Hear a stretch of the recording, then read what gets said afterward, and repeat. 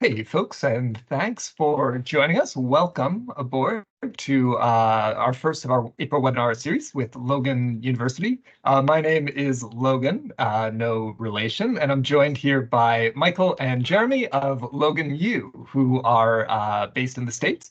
They're going to talk a little bit about health sciences, Cairo, and studying south of the Canadian border, as it were. So thanks so much for your time, gentlemen. I'll pass it to you, Michael, if you want to get us started. Okay, thanks, Logan. So again, good afternoon. Thank you again for taking the time to join. Again, my name is Mike Lynch with Logan University. So my title, I'm what we call the Executive External Relations Officer. So basically what I do for the university is I kind of travel around the United States. I go to Canada, go to Puerto Rico, and I talk to undergrad students and sometimes high school students about Logan, um, the major programs that we offer, the big one being a Doctor of Chiropractic program. Um, and then we're also joined by Jeremy Boyce, who's the Assistant Director of Admissions at Logan. He works with the international applicants. So we thought, again, having two of us present would be really beneficial. So we're here to, primarily or basically answer any questions you might have. I do have a PowerPoint presentation that I'm going to walk through as well. Um, talk a little bit about chiropractic, just kind of some background on the profession, and then some information about Logan. And we can talk a little bit again about some of the different scholarship opportunities we have and that type of thing. So as I said, if you do have any questions as we go through this, please feel free to drop them in the chat box, and we'll address those at that point. So Jeremy, is there anything you'd like to say before we start the PowerPoint? Oh, not at all. I appreciate you. I appreciate the introduction. But as Michael said, I will be the student that, I mean, not the student, I will be the admissions coordinator that you all will be working with the moment you decide that you want to pursue chiropractic. So I am the on campus, I guess you can say, liaison to get you here and work with you on getting all the documents, which we'll probably talk about in just a second here. So thank you all for joining, and well, we look forward to hopefully meeting you here. Right, thank you. Okay, so just give me a second. I want to share my screen with everybody. Hopefully you can all see that. So just a little bit of background on Logan. So as I mentioned, Logan is known primarily as a chiropractic institution. We're actually located down in Chesterfield, Missouri, which is a suburb of St. Louis, um, considered the Midwest of the United States. We are about 20 to 25 minutes from downtown St. Louis.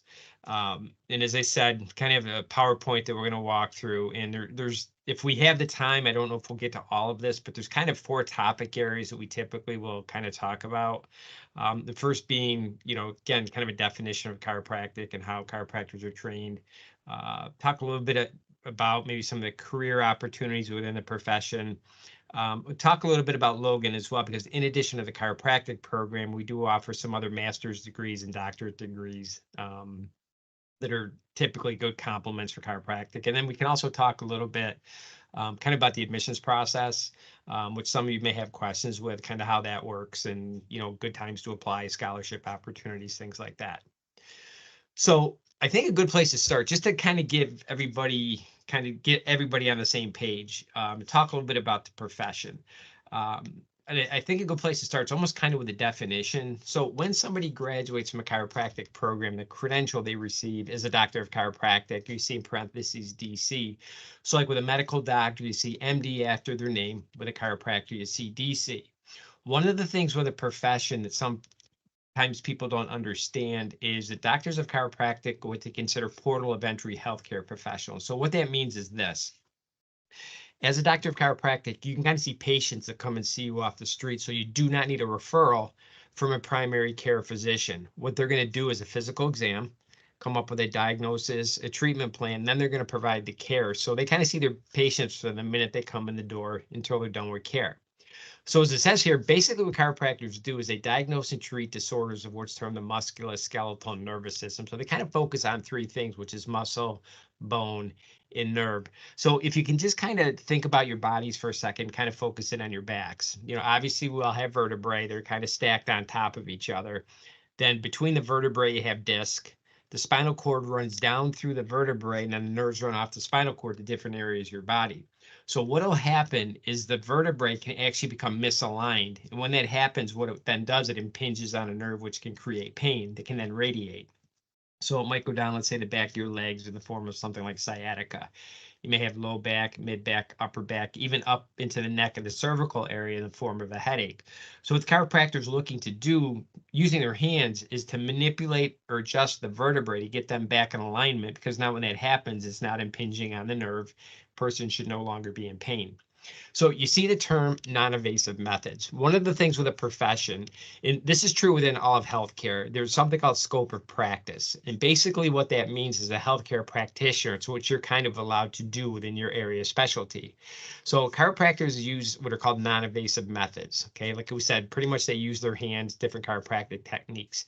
However, there's two things they do not do. They do not prescribe medication, and then they don't do any kind of cutting of the skin. So they don't do things like injections, immunizations, suturing, things of that nature. So as it says here, they treat using traditional diagnostic method. That's the physical exam. And then they'll use a variety of chiropractic techniques that involve manipulation or adjustment, not only the spine, but also your extremities. So pretty much any joint in your body can be adjusted. So anything from your toes, your ankles, your knees, your hips, your fingers, wrists, elbows, and shoulders can all be adjusted or manipulated. So what a chiropractor does, they perform what's called a high velocity, low amplitude thrust, which is known as an adjustment. But in addition to that, they do quite a bit of patient education. You almost have to look at the profession from two perspectives, kind of short term and long term. In the short term, typically what a chiropractor is looking to do is to get a patient out of pain, because 99% of the time, that's the reason that they're there. But more long term, what they're really looking and hoping to do is to keep people out of pain. But the problem is, as human beings, we're kind of creatures of habit, and we kind of do things repetitively, even if they're not necessarily good for us. So you see, like, the word exercise here. So typically when somebody has an adjustment done, especially when it's concerning their low back, the chiropractor will then give them some stretches and some exercises that they can do, maybe to strengthen the core, which could take some stress off your low back. You see the word nutrition. Obviously what we put into our bodies has an impact on our health.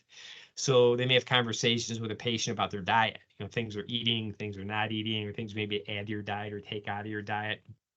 There's supplements you might be able to take, even something as simple as hydration, or drinking enough water each day to stay hydrated. So like I said, sometimes you'll hear the profession almost referred to as kind of a whole body approach, because again, what they really are trying to do with their patient more in that long-term period is to get them to think about their overall health and things that they can do maybe to help themselves stay out of pain. Okay, I'm going to skip over this one. And we'll talk a little bit about kind of what we call goals of a chiropractic adjustment. And there's kind of four things that I've listed here. And we talked a little bit about the first one, which is to reduce pain. Back pain is actually the number one reason why most people go see a medical doctor. Number one's a common cold. Number two is back pain. Correct musculoskeletal function, as it says here, to restore normal function in the nervous system. So like we said a minute ago, if the vertebrae is in alignment, it's not impinging on a nerve, person should not be in pain. And what that does allows the nervous system to function the way it should. The third one, improve range of motion. This one, if you look at it kind of like from an athletic perspective, kind of makes sense, because if you think about it, most sports involve using your legs, your low back, your trunk. And if you happen to have a tight low back, chances are you're going to be in pain. Could impact your gait, could impact your performance. So what you're finding today is pretty much every professional sports team is using chiropractic in some capacity. A lot of colleges and universities do, high school athletes do as well. So it's really started to integrate itself within kind of that athletic arena. And then also produce an overall feeling of well-being. So there are people that go see a chiropractor, what's called wellness care. They kind of go periodically to get adjusted. It's just kind of part of a person's overall healthcare routine. So as I mentioned a minute ago, chiropractors, they primarily use the hands to treat their patients, and there are many different chiropractic techniques they can utilize. And in many cases, they might utilize a specific technique based on some certain conditions, like maybe the age of the patient, the condition they're presenting with, maybe the amount of pain that they're in. But in addition to the chiropractic techniques, there's other modalities that they're trained to utilize. And I've listed some things here. So things like traction therapy, therapeutic exercises, laser light therapy, manual therapies. There are some chiropractic techniques that are a little bit more massage based. And then you see the things like TENS and hot and cold packs. So this is one of the beauties of the profession that will tend to attract people as practitioners, is that you tend to have a lot of flexibility when it comes to treating your patients. Like I said, different chiropractic techniques you can utilize, different modalities. And in most cases, or I should say many cases, when somebody goes to see a chiropractor before they have an adjustment done, usually one of these modalities is also incorporated, because again, like we said, in the long term, short term, really looking to help that patient get out of pain, and like we said, more long term, help that person stay out of pain. Okay, so I'm going to transition to the next section. Typically, if I was doing this in person, I'd stop and ask for questions, but since we have the chat box, I'll kind of keep going. So I understand a lot of you are international. However, one of the things that you need to be aware of, and again, it's great if you're interested in chiropractic, but if you're looking at other healthcare disciplines, is you making decisions to go on to school. One of the things you kind of need to be aware of is, what is the average salary, for the profession that I'm interested in. So this is US salary, but it's pretty similar across the globe. But here in the United States, the average salary for a chiropractor as of 2023 is just over $162,000 a year. Okay, and I got this from salaries.com. I kind of update this every year. But as I said, as you start kind of narrowing in on different careers you might be thinking about, also do research on average salary, because like here in the United States, for example, your salary can actually vary from state to state. And one of the reasons for that is insurance reimbursement, because it's not all the same. So you might find, let's say here in the, like I live in New York State, Jeremy's in Missouri. If you were to compare Missouri and New York when it came to chiropractic services, Missouri is a much better state to practice in than New York. Reimbursement on the insurance side is better, scope of practice is better. So, we kind of try to advise our students, if you are looking at chiropractic, depending on the state that you're from, if it's a place you want to go back to, know what the scope of practice rules are, know what the average salary is. And if you're looking to go to another state or potentially another country, we have a lot of students that come to Logan from Canada, and the idea they want to go back to Canada. So these are some things you need to be aware of, as you're looking at a career, because obviously, you want to be in something that you're passionate about, but also one you can be satisfied with when it comes from a kind of income perspective. And then again, here in the United States, but this is kind of true globally, the outlook for the profession is very good. Utilization of chiropractic services by the general public has been growing for the last 10 or 15 years, and that's actually expected to continue. And one of the big reasons for this, I think, is the internet, because we just have so much more information available to us today. So let's say, for example, somebody's suffering from low back pain, and you were to go into Google and say, what are my treatment options? You're going to see things like chiropractic care, maybe acupuncture, massage therapy, oriental medicine, those type of things. So this has been a good thing for chiropractic, because they're treating patients today that they weren't seeing 15 or 20 years ago, either because people maybe didn't understand what a chiropractor did, or just didn't even know that they existed. So again, this is this focus a little bit more on the US, but this is relevant, across the globe. If you do decide you're going to pursue a career in healthcare, so maybe I'm become a chiropractor, I'm become a medical doctor, you're going to become a dentist, physical therapist, whatever it might be, one of the things you're going to have to do is carry malpractice insurance. And what this does, it kind of protects you as a practitioner from being sued by a patient.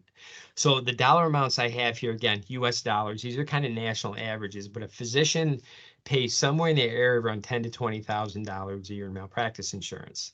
However, as you get into specialties, you could pay more. So a surgeon is going to pay more than that, because surgery can be kind of risky.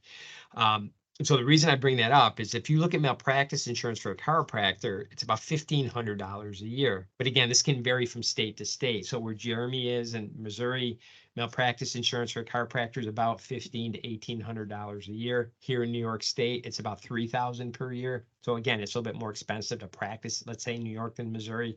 But overall, it's relatively inexpensive. And one of the big reasons for this is chiropractic care is very, very safe. It's very conservative. Like I said earlier, pretty much they're using their hands to treat their patients. So they're not cutting the skin open.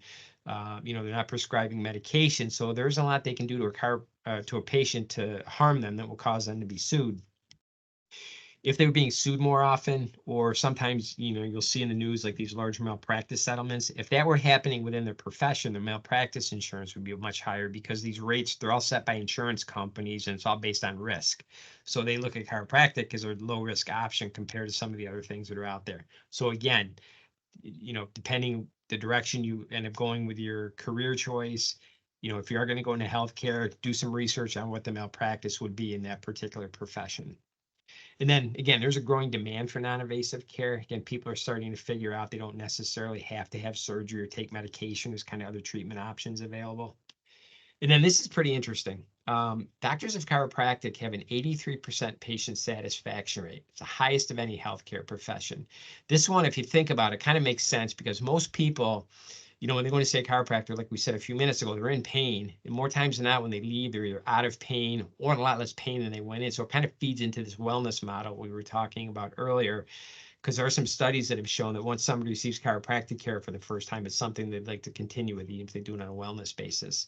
And you can see here the profession is made, again, this is kind of focused on the US, but it's been named as a different list. But chiropractic in general, it's a very, very satisfying career from a practitioner standpoint, because what my brother-in-law is a chiropractor, and one of the reasons that he was attracted to the profession was that he said there's no better feeling than helping to get somebody out of pain, which is why you tend to see chiropractic rank very highly in some of these lists and that type of thing, because of not only the patient satisfaction, but the practitioner satisfaction as well. And then just to give you an idea as far as like employment opportunities, and this is an area that's grown within the profession, that's grown quite a bit. I've been involved with chiropractic education now for about 26 years. And when I first got in this years ago, there were basically two paths a new graduate would take. One would be private practice, which some people still do. So they come out of school and open their own practice. But what most new graduates do work is what's called an associate. So in this case, what an associate is, it's a licensed doctor of chiropractic is actually an employee. So they might be working for another chiropractor in their practice. Maybe they're working in a hospital setting, maybe with a sports team or multidisciplinary setting. But a lot of new graduates actually like to go this direction because it gives them a chance to kind of learn about the profession more from the business side. Okay.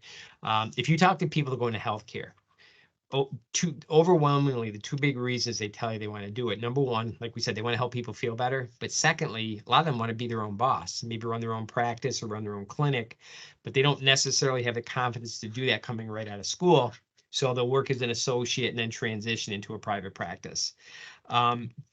Hospital settings, these are becoming a lot more prevalent. I just mentioned my brother-in-law a minute ago. So he graduated from chiropractic school in 2002, and then he worked as an associate for a chiropractor up in Massachusetts for a couple of years. And then he moved down to Plymouth, Massachusetts, and opened his own practice. He was in private practice for 3 years, and the hospital in Plymouth wanted to bring chiropractic services in. So they actually approached him. They bought his practice and hired him at the hospital. He's currently chief of staff for their pain management center.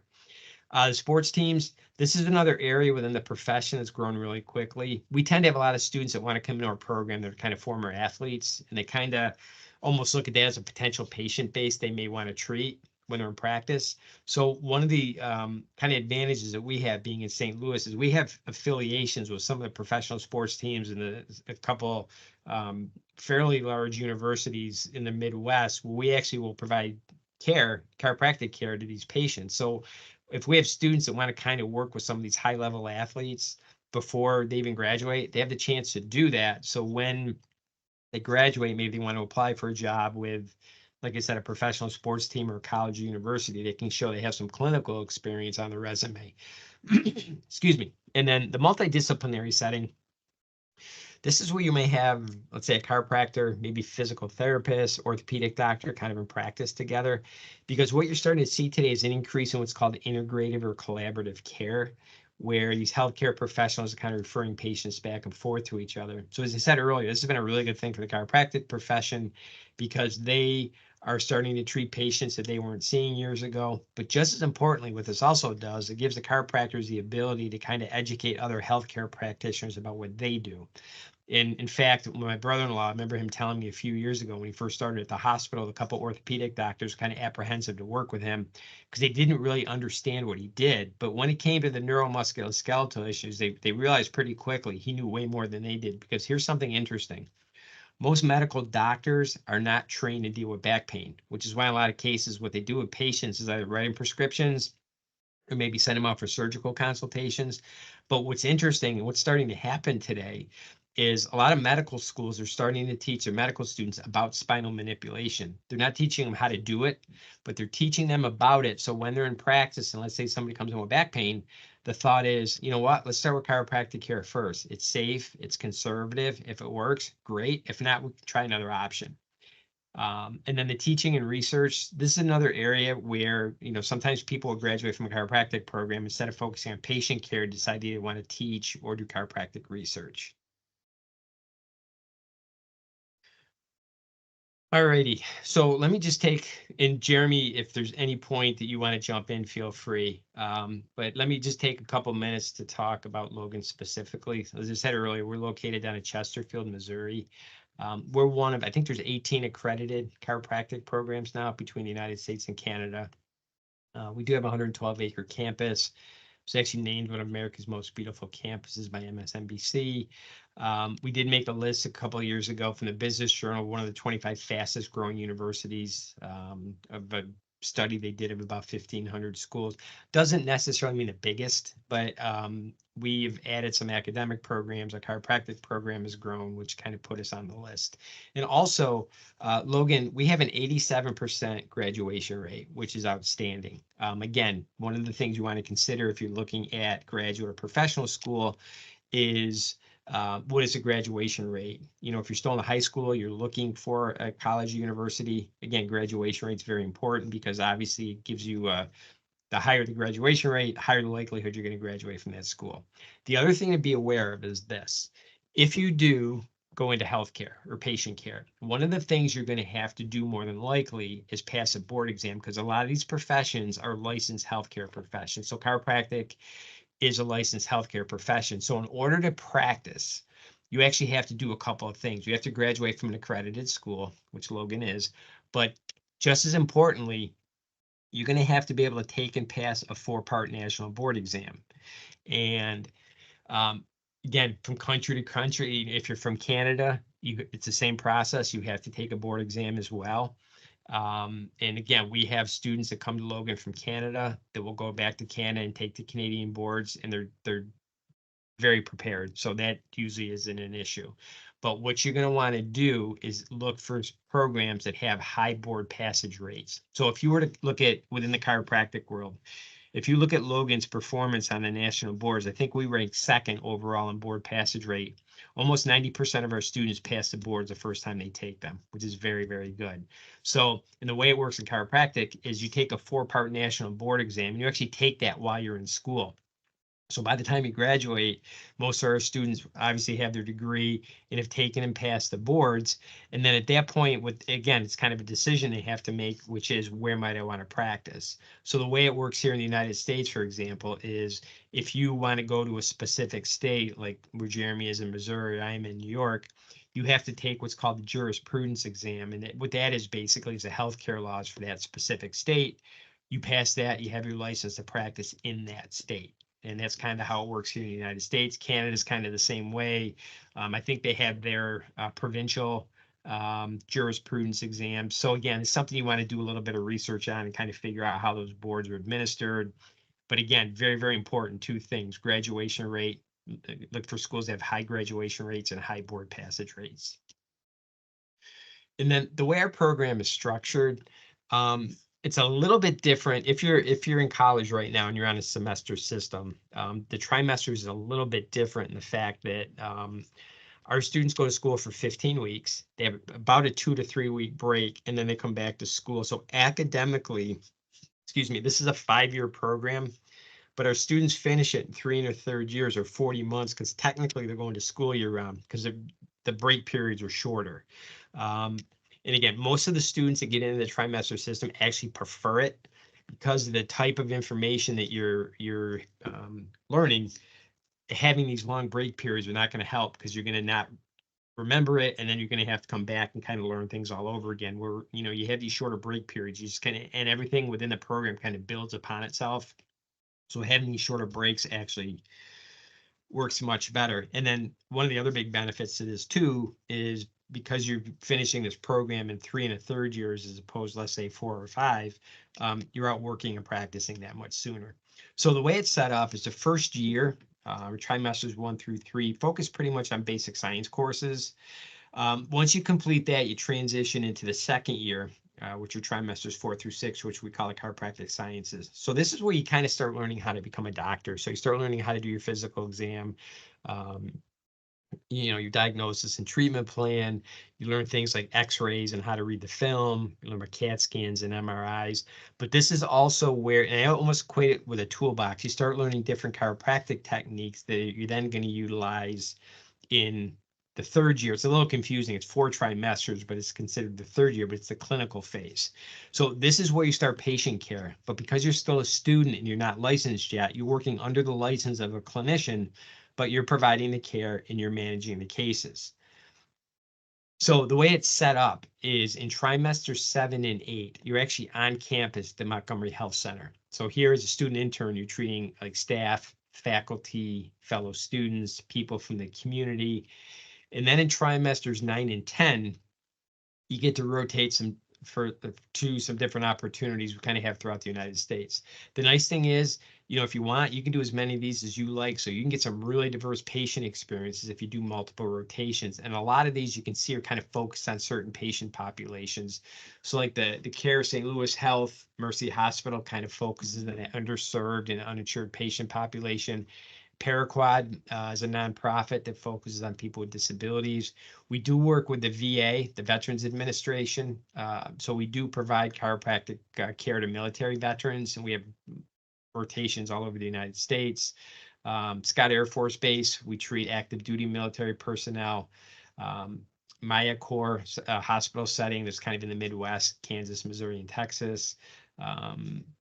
So like I said, you can just see, and the other thing is too, in order to graduate from chiropractic program, you have to perform a minimum of 250 adjustments. So through these clinical experiences is where you meet the graduation requirement, but also, like I said, you can kind of focus in on certain patient populations if you want to do that, or get diverse experiences if you do the multiple rotations.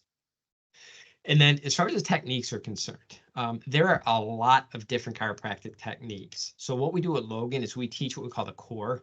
So all the students learn the core techniques, which is Logan Basic, Diversified, Activator. If you're not familiar with Activator, it's kind of an instrument-aided adjustment. It's almost like a little spring-loaded cylinder. It provides a very gentle but very specific adjustment. It's very, very good for like babies, pregnant women, children, the elderly patient.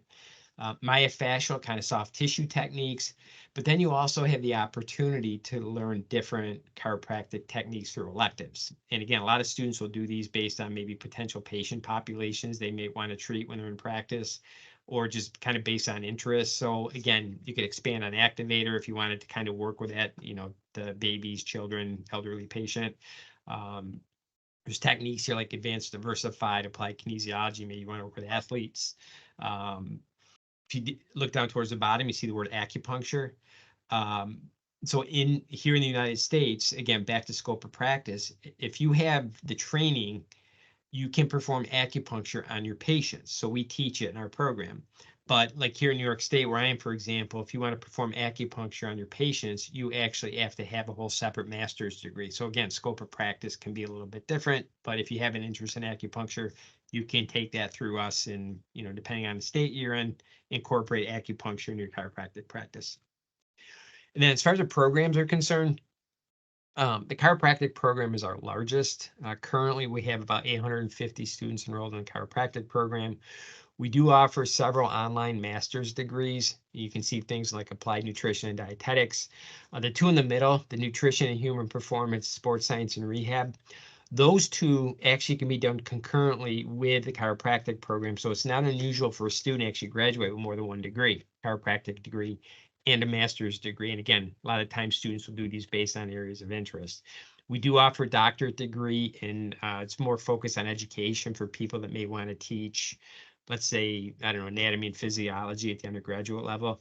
And then in a little over a year from now, we're actually starting a PA program, a physician's assistant program as well, which we think will be a good kind of complement to the other programs that we offer at Logan. Okay, so let me just really quickly, because I think this might be a section where some of you, wanted to learn more about us, which is the kind of the admissions requirements. So in order to be admitted into our program, the minimum prerequisite GPA is a 3.0.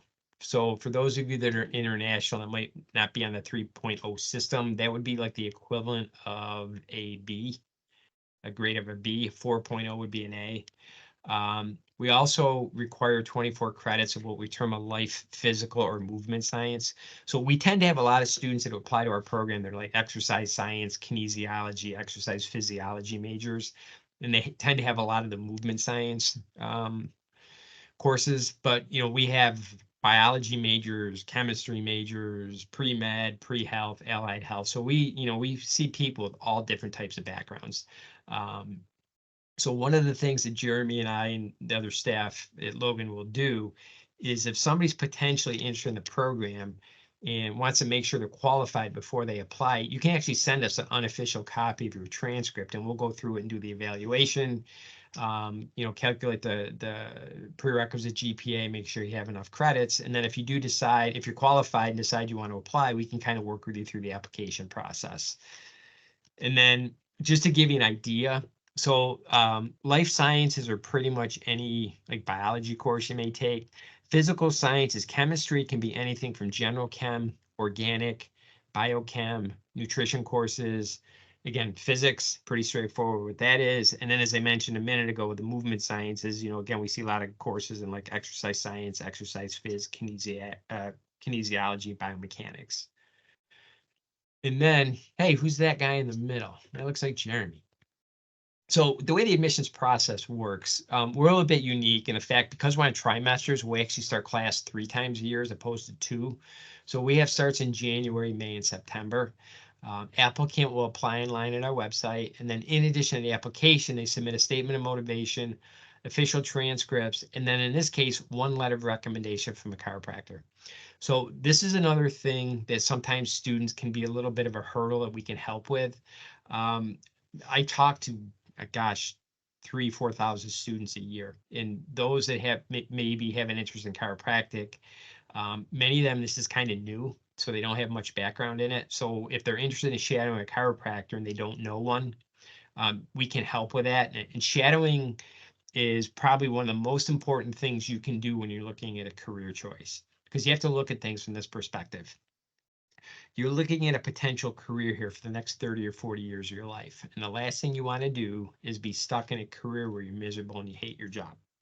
So shadowing gives you a really good chance to kind of expose yourself to the profession, talk to the practitioner, and if they're running their own practice, talk to them about that and just get a really good feel for the profession. And if you're not sure, let's say you're thinking maybe you want to be a chiropractor, maybe you want to be a physical therapist, maybe be a medical doctor, go shadow them all, because you're going to know in your gut, yep, this is really what I see myself doing. So as I said, if there's an interest in shadowing a chiropractor, you don't know one, depending on where you're from, we have alum all over the globe. We can help set that up for you if possible. And then the other thing we do is we highly encourage people to come to campus for a visit. And again, I think that's a very important step, because again, you want to make sure you're at a place where you're comfortable. And just a little tip I would tell you, if you go to a school to visit, if it's at all possible, ask them if you can talk to students. In my opinion, students are the best salespeople for a school, because they're going to tell you the good and they're going to tell you the bad and kind of everything in between. So see if you can do that. Like if you come to visit Logan, you go on a tour, you go on tour with a student. You can sit on classes if you like. You can talk to faculty, go check out the health center, go check out St. Louis and Chesterfield. Because again, at the end of the day, you want to make sure you're at a school and at a location where you're going to be comfortable, because that's really going to help your success academically. So what we will do, and I know most of you are international or all international students, we will help bring you to campus. So we typically will reimburse for the cost of a flight. We'll put you up at a hotel for a couple of nights because we really think it's that important that people come to visit before they make the decision to attend. So again, it's hugely important. And then I did want to just mention real quickly, we call them Future Leopards weekends. Currently, these are kind of our open houses. We do 3 a year. We do one in March, one in June, and one in October. So we just had one a couple months or last month in March. The next one is June 15th. Then we have another October 21st. These are bigger events. Like the one in March, I think we had almost 60 prospective students there with the parents. Again, we have the ones coming up in June and October. We also do visits on Fridays or are much smaller, a little bit more intimate. So if somebody just wanted to come with their parents, they could do that. Either way, we will help bring you to campus with the flight reimbursement in the hotel. And then lastly, this is, you probably already have it, but is my contact information. What you may want to do is maybe write this down or maybe even take a picture of it with your phone. Because if at some point, you have questions about the presentation, you want me to look at your transcript, you want to come to visit, you want to shadow a chiropractor, any of those type of things, you can reach out to me. I can help with that. And then when we come back, Jeremy, I'm sure can put his contact information in the chat box as well. Okay, so that's everything I had. So what I'm going to do here, I'm going to stop the share. And I'm going to come back. Oop. Okay. So I've kind of gone through the presentation itself. So at this point, are there any questions you might have for Jeremy or myself? Yeah, so thanks very much. We do have some questions from folks when they signed up, and if anyone has other questions, feel free to fire them into the chat. We'll take them one by one. And then I've got a couple myself from having listened in. So let's start with the student questions if we can. First one is pretty general. Any tips for applying to the USA as a Canadian student? What should students be on the lookout for? Caveats to watch out for? Any advice that you have?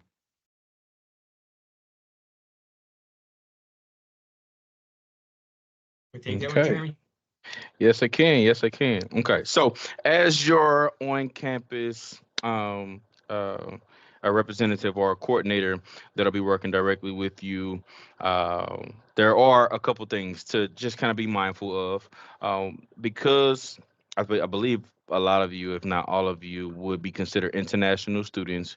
You wouldn't qualify for federal aid. Okay. And of course, the financial aspect would be a larger aspect, or something to kind of think about it and prepare for as you're getting ready to start here at Logan University. Okay.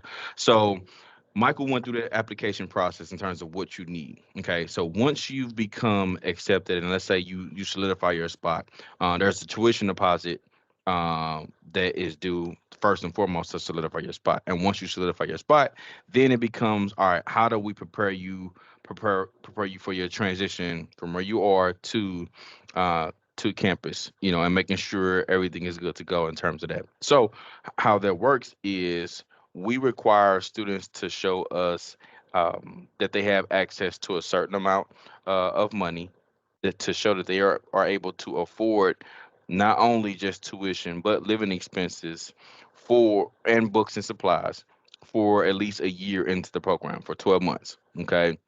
Once you're able to showcase that you have that and send us a passport photo or a picture of your passport photo page, then I would be able to go in and issue your I-20, okay, which is your student visa in order to um, come into the states to study. Okay, so that would be the biggest thing that you would have to prepare for is that financial act and making sure all of those funds are taken care of. Now, these don't have to be directly your funds, but it just has to show you have access to it. So it can be a parent, it can be a friend, but as long as we get that paperwork from the bank showing that you have access to this, then we can move forward with issuing you your I-20 to start classes here. So just to clarify, Jeremy, I'm curious, it's Mhm. you folks at the school who offer the study permit essentially. It doesn't come from like the feds, it comes from you folks directly. Yeah, so going a little bit more into detail with this. So we get approval the uh from CVIS or from the Student and Exchange Visitor Program. Well, there's now I'm getting into the like some of the forms of everything. So there's an I-17 form, and we get approval from the USCIS to be a school that has designated school officials or a principal designated school officials to be able to issue those I-20. So yes, we can do that. Now, there's still a portion of the process that has to go through the USCIS, but yes, we can issue the initial I-20 for us to be able to start here in the program. Cool. Oh, that's interesting. Yeah, kind of different from how we have it set up in Canada and probably more convenient from the student point of view. So that is cool to hear. So you mentioned the financial requirement, of course. We have something similar here as well. One question we got kind of goes to that, and I looked it up myself to confirm. But that is using provincial student loan programs here in Canada. In Ontario, the most popular one, of course, is OSAP. Mhm. Do you know, are you set up to essentially accept student loans from different provinces here in Canada? Yes, we are. We are. OSAP is one of the more popular. Well, actually, is the one that we get for the most part. So yes, we are familiar with OSAP. Usually, how the process goes is once they speak or once they initiate the process, they will then need some documents filled out from us and our university. Of course, stating like some different living expenses and things like that, cost of the program, just break some cost breakdowns that we will fill out or our financial aid department fills out and sends it back to the student to send to OSAP. And then a lot of times our students are able to get it approved that way. So yes, we are familiar with OSAP. One other thing I Cool. want to mention too is as an international student, you automatically qualify for scholarship. Hmm. There's no requirement for it initially. You automatically qualify for a $20,000 scholarship, which breaks down to $2,000 per trimester. And now you automatically qualify for it in the beginning, but in order to maintain that scholarship, you have to have at least a 3.0 cumulative GPA throughout the program, which, like Michael said earlier, is like a B average. Yeah, so that's quite generous and not an unmanageable threshold.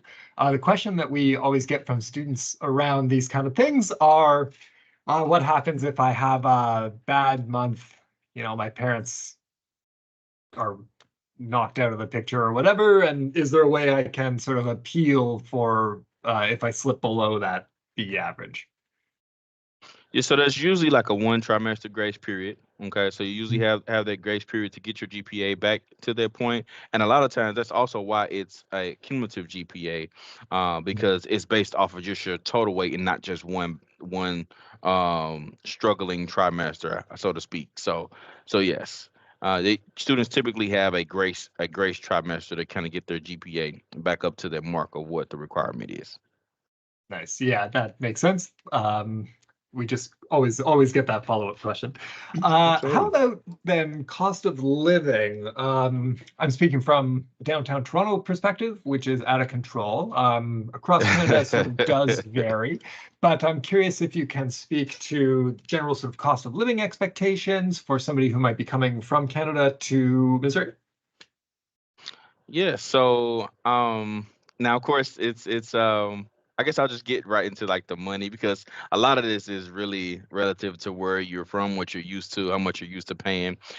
So closer to the university, it's in like I said in the suburb area of the St. Louis area, one of the nicest areas here, and the areas surrounding the school are very nice. So it's a little bit more expensive in comparison to places that are closer down to the city or some other areas in the St. Louis area. But for a one bedroom by yourself, you're looking at anywhere between $900 to $1,200 per month for rent. Okay. Nice. Oh, So pretty that is good. essentially what you're looking at there. But a lot of our students they decide to go the roommate route. Now, if you decide to go get a roommate, and let's say you get a 2-bedroom, still close to the university and in the area, you can almost cut their cost in half. You can be paying anywhere from, I would say, 600 to, I would say, $600 to $700 or $800 a month in rent. So it really just depends on what you're looking for, what your cost breakdown is, what you're wanting to pay, and that's kind of what that looks like. But yes, that's what the cost breakdown traditionally is, and it kind of ranges from there. Now you can always find something more expensive, but for a college student, that's usually the range you'll stay in. That's pretty appealing to me, I'll tell you that much. Okay, so we've got a couple of other questions. We're kind of running tight on time, but I think we can sneak them in. One very specific about undergrad programs in health sciences. I know we talked a bit about some master's stuff. Is there much at the undergrad level, or is it primarily sort of professional level? So we have 2 undergraduate programs. One is in life science and one is in human biology. Okay, so they both related to the science. Now, the human biology program, that's a full undergraduate degree in itself. A lot of our students that go that route, they traditionally want to pursue another career of some sort. Maybe they want to go into uh, go or become a medical doctor or go into another field. But the life science program is designed specifically for students that want to go into our chiropractic program. Okay. And it's also a way for students to speed up the process. So, for example, instead of finishing up your full undergraduate degree and getting that bachelor's degree, you will get the I guess you can say the minimum requirements for the chiropractic programs. So you'll get a 90 total hours, and you'll get that 24 hours of life or physical science courses. Of course, you have to maintain a GPA, and then you'll start the chiropractic program from that point. After your first year of the chiropractic program, you will then receive your bachelor's degree while already have starting the chiropractic program. So you'll pretty much shave off a year of school by going the life science route if that's something that you would like to do and ultimately decide. But yes, those are the 2 undergraduate programs that we have as of now. Appreciate the clarity. Thank you. And I hope Mhm. that helps answer the question of whatever that was that asked it. I've got one or two more here. One is kind of follow-up to something, Michael, that you had mentioned, which was one of the best ways to get to know a school is to get to know the students. And I'm just curious, outside of the open house that you mentioned, June, October, is there any ways you would recommend, Canadians or whomever try to get in touch with Logan U students? Absolutely. So again, it's another part of Jeremy and myself, our job is we kind of try to help with these things. So um, I do this all the time with the students that I meet. If they have an interest in potentially have an interest in Logan, I highly encourage them to talk to students, and we kind of have these student ambassadors that work for us. That are in school, and I have other students that I've kind of helped come to Logan that are more than happy to talk to prospective students or faculty even. So it's a great opportunity because you get to hear about the day to day from somebody that's going through it. And I think what most of the students will tell a prospective student is, academically, our students are very well prepared. The big kind of pardon the pun, adjustment they have to make is just the workload, because you're going from taking 15, 18 credits a semester to our first try is what, 26 credits, Jeremy? 25, 26 credits? It's 24 actually, 24. Okay, 24. But then it goes up from there. Yeah. I mean, there's some trimesters where we're taking close to 30 credits. So, but just to be able to talk to somebody and have them tell you that it's doable, it's just there's kind of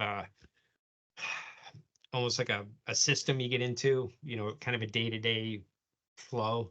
Just to hear that from somebody who's gone through it can be really helpful. So if anybody has an interest in talking to a student, you can reach out to me and Jeremy at any time.